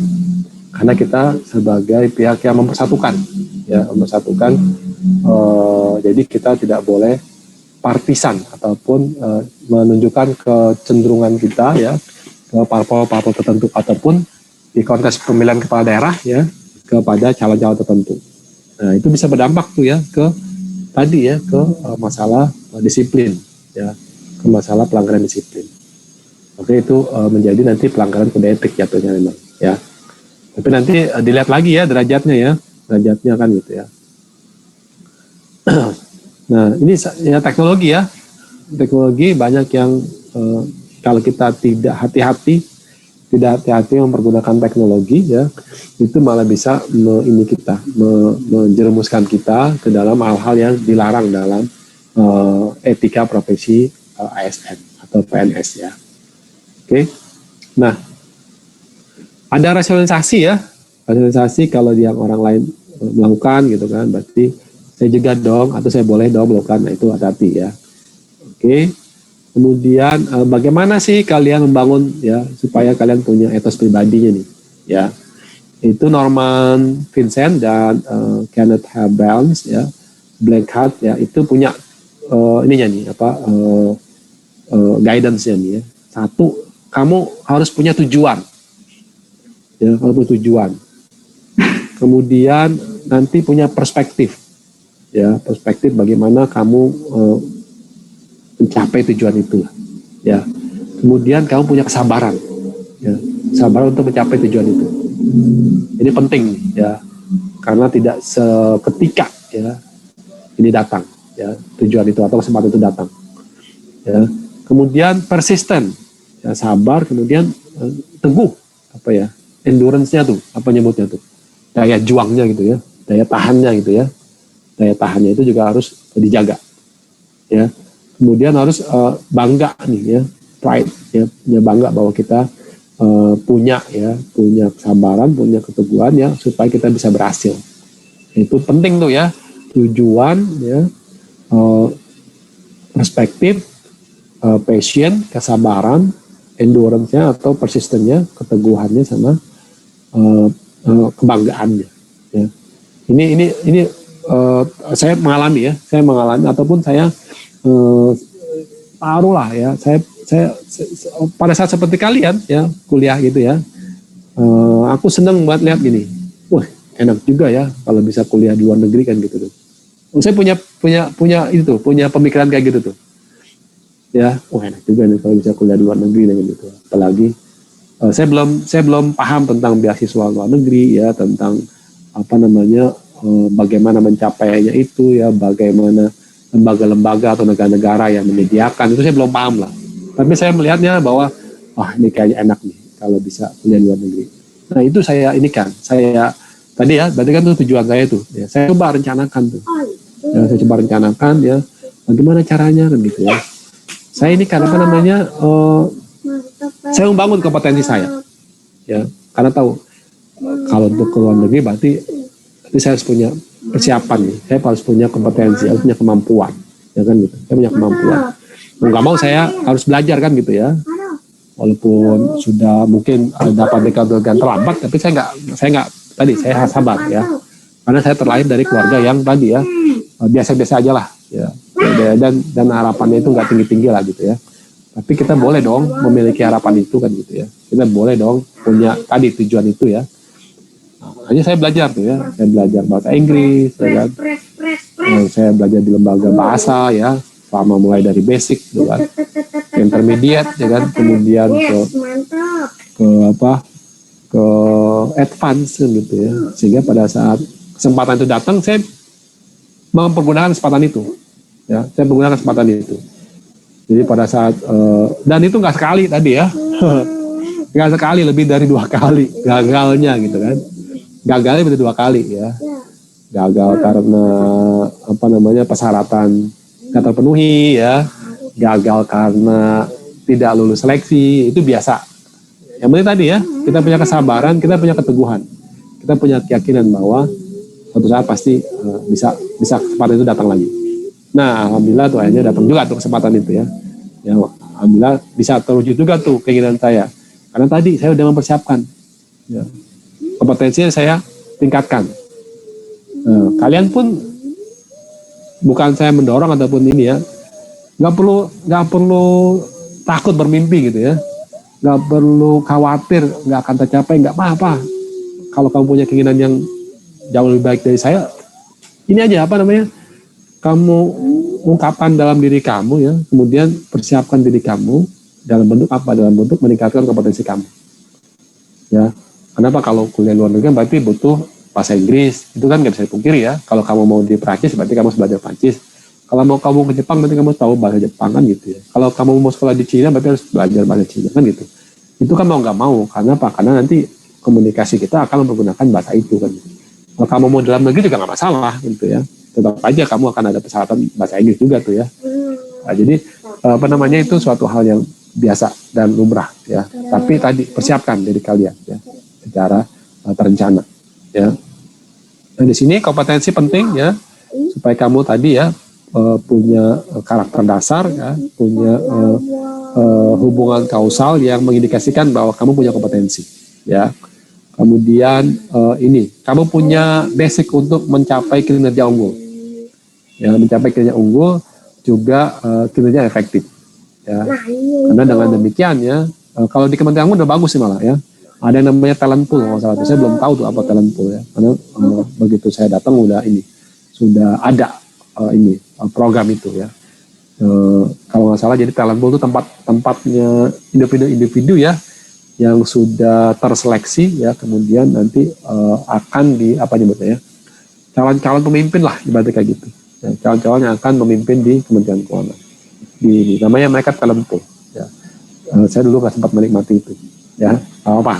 Yang penting kesempatan tetap ada kalau terbuka. Oke, itu dulu ya. Ini karena harinya sudah sore, saya takutnya nanti bagi teman-teman yang di daerah timur udah persiapan juga ya. Oke, terima kasih ya atas diskusi kita hari ini, luar biasa, menyenangkan sekali diskusi tentang yang aktual kan gitu ya. Tentu ya dinamika nanti saya sampaikan, dinamika di lapangan itu pasti berbeda dengan apa yang kita diskusi hari ini. At least kita udah dapat gambaran. Kemudian at least kita punya sikap dulu. Ya, sikap seperti yang tadi disampaikan oleh Zakia, Herlina, Dimas dan yang lain-lain ya. Ahmad semuanya ya. Itu kalian pegang ya, kalian jadikan ini fondasi ya, fondasi yang nanti kenapa kalau kalian tidak punya fondasi, kalau kalian tadi tidak disuguhkan ya materi-materi tentang seperti ini, nanti pada saat masuk ke dunia kerja kalian gagap kan gitu ya, gagap kemudian bisa terbawa ombang-ambing ya, terbawa ke hal yang negatif. Ingat loh ya, selama yang negatif ini ya, yang ada di Kementerian Keuangan khususnya itu, mohon maaf ya, bukan banyak kan lulusan dari kampus ini gitu ya. Ya, lulusan dari kampus ini. Kenapa? Karena ya wajar ya. Karena lulusan kita itu menempati posisi strategis. Ya, posisi strategis apapun itu ya. Mau di perbendaraan, mau di DJP, mau di BCP, strategis. Makanya sekarang diperkuat juga dengan sikap ya, mental, moral, ya kan, value yang kalian harus miliki. Oke? Mudah-mudahan itu bisa kalian jadikan fondasi dalam bersikap ya. Nanti dinamika di lapangan nanti kalian akan hadapi dan kalian bisa menyaring, memfilter, kemudian menilai ya, membangun sikap nanti kalian yang akan memutuskan. Oke? Terima kasih ya. Saya ucapkan atas diskusi kali ini menarik sekali.